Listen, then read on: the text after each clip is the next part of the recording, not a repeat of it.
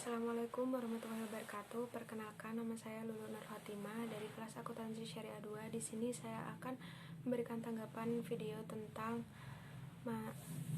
perkembangan pemerintahan pada masa dinasti Abbasiyah,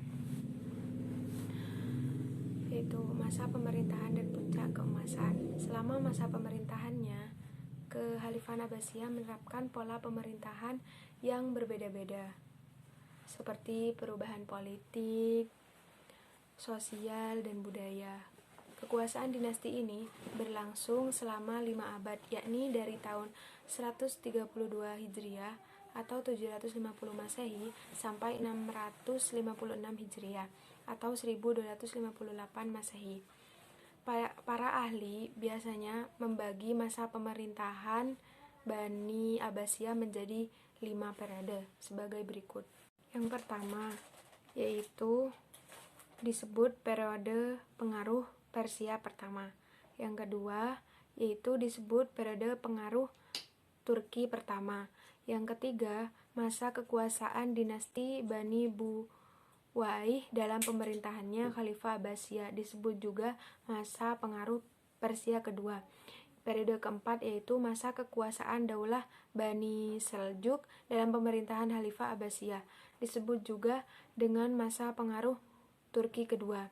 Periode kelima, masa Khalifah bebas dan pengaruh dinasti lain, tetapi kekuasaannya hanya efektif di sekitar Baghdad dan diakhiri oleh invasi dari bangsa Mongol.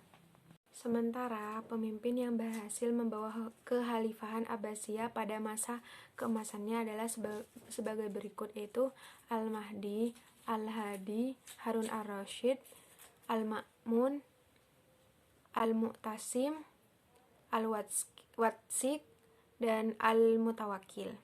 Pada masa kepemimpinan Al-Mahid, perekonomian mulai meningkat, utamanya peningkatan di sektor pertanian melalui irigasi dan peningkatan hasil pertambangan seperti perak, emas, tembaga, dan besi.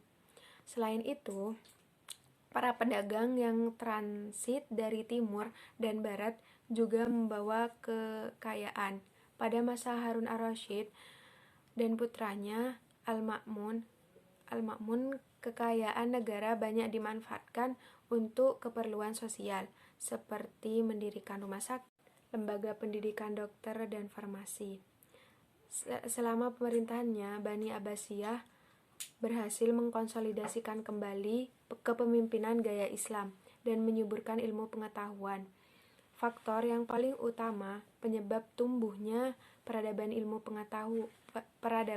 pengetahuan pada dinasti Abbasiyah adalah didirikannya tempat-tempat pendidikan seperti akademik dan perpustakaan.